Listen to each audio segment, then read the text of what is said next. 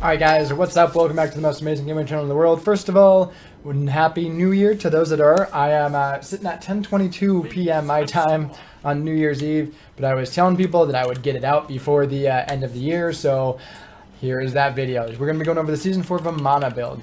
So going on in this, the first thing you want to go into, you can see this is 85. So many people do this incorrectly.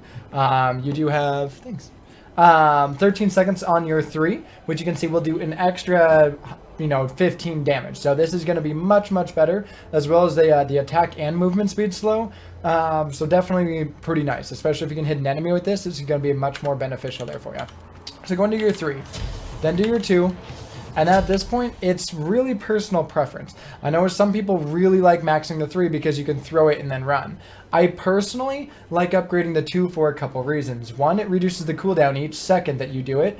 On top of that, this is an immediate 195 compared to this is this is 240. So you are sacrificing some of your damage. So if you're really good at hitting this, I can see you going into this. However, this is going to be instantaneous, and it's not going to take any skill shot or anything like that. So I personally really like going in with the 2 combined with the instant damage compared to basically confirmed damage versus non-confirmed, and it reduces the cooldown on this. Level 4, go into your 1 unless you needed your 1 at level 3 for an escape. Then going into your ult, your 2, your 2. Now if you look at the actual ult, you get protections, physical power, and that's really all that you get with it. So it's definitely not bad. So it is quite nice. You do get your health regen 5% per second, all that fun stuff. Now as far as the protections go, I do like building into this, but and the physical power that you get is pretty substantial as well. Now because your 3 only increases the damage that it does, not the actual duration or the slow, I do like waiting at level 8 unless you need your 3 for a kill potential. Otherwise at level 9, go into your 2 and your ult, and then it's your 3 is when you want to max. The extra protections that you do get in your ult are definitely worth it. So then you just max your 2, your 3, and your 1, leveling your ult whenever you can. For the build itself, you usually want to start off this, and this. This will be your, or actually, and then a couple pots as well. That's going to be it. So then you can go in, go clear shit, lots of fun stuff. Perfect. Now we'll say that. First, you do want to get your Warriors Tabai up. After that, I really do like Glad Shield. It gives you, you have a huge AoE. You have a ton of, AoE, not AoE, but multiple target damage abilities. So this can be huge for you. After this, it really does kind of come down to personal preference as well. I like going into Stone of Gaia here. When you bump that up, you're going to be getting a huge health increase, plus the HP 5, plus the, the passive on it, which is you get your, 2% of your max health every 5 seconds. Now, what makes this even stronger, which will almost guarantee if I'm going up against a Hercules or a Tyr, I'm 100% going to go into this as my 3rd item. 4th item, I will go into Shogun's Kusari. I did really like going into Height of the Urshan. This is still definitely not a bad pickup here. If you're going to go into this, you'd want to build it as soon before Shogun's Kusari.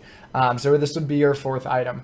There's no reason to build this after your 4th item because the stacks that are going to come on, unless there's a ton of team fighting, which is always possible because people don't understand how to play the game, that's going to be a nice option. Frostbound is also very helpful as well because of in your ultimate, you can really just kind of walk them down, especially if they don't have any escapes.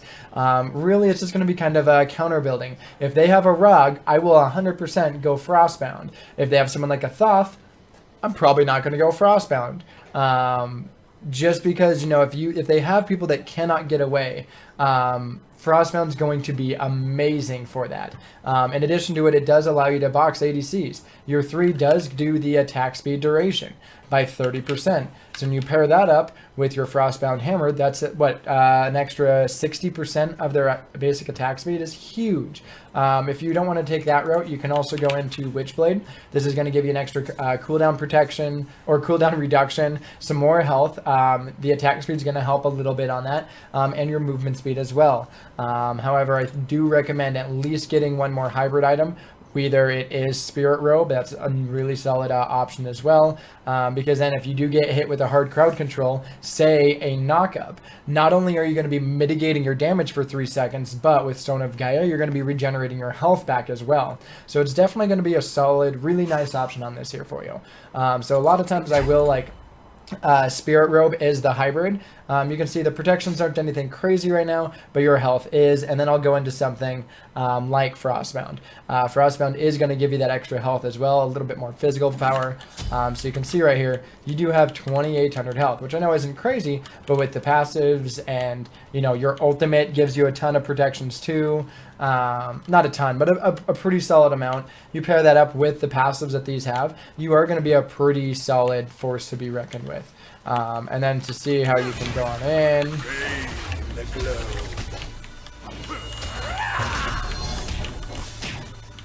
So, I mean, you definitely don't have, like, damage, but, I mean, I'll sit here and try and face tank all this. You definitely do have a pretty solid amount.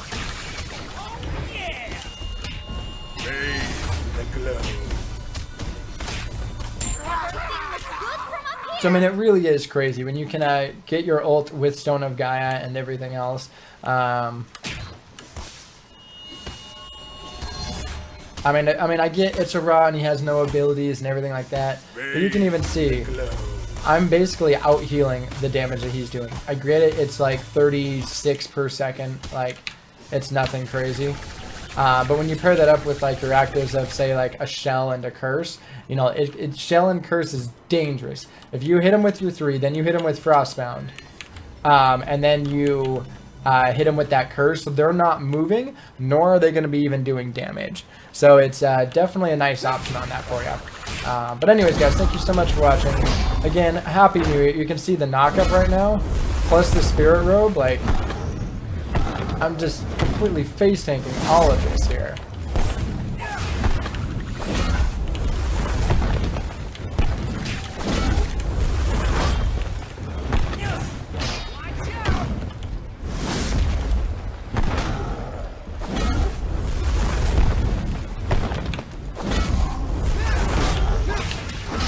Like, I mean, it's crazy the amount of sustain that you have. That's not with any Fire Giant or anything else. It's just that insane amounts of stuff. So anyways, guys, thank you so much for watching. Happy New Year. Thanks for sticking it out, and we'll see ya in, the future to come there. Alright, guys, and then here is the post-game. I haven't played a ton with him recently. You can see I did have this. I had the build for a while. I just never got around to actually making it. In this game, I was 7, 6, and 7. I had the second most kills on my team. Had the highest level. 31 minutes, I was the only level 20. That should tell you something here. 15 right here. Now, I probably would have died a little bit less, but I did die the least on my team. If you look at the stats, I had the most player damage, second most tower damage, the most minion damage somehow, the most damage taken. Again, the least amount of deaths. And now, the one thing that you'll see is I did have a Height of the Nemean here because they did go in a crit Artemis. I did go a sprint here just because they did have a curse and they had, a slow with shock. They had the slow with Ares. They had a slow with Scylla. Scylla's 2 does slow. It just all of that was pretty bad. You had the Artemis slow with the Poison Star. So getting sprint was actually a really solid pickup. Like I said, normally I would go curse, but we already had one of those. So yeah, definitely overall not too bad. I just couldn't go Thorns, and I'm actually really disappointed that the Fafnir didn't go Thorns. But there's his build. That should tell you something in itself. So anyways, guys, thank you again for watching. The build is definitely really, really solid on that for you. But anyways, till next time, as always, have yourself a fucking amazing life.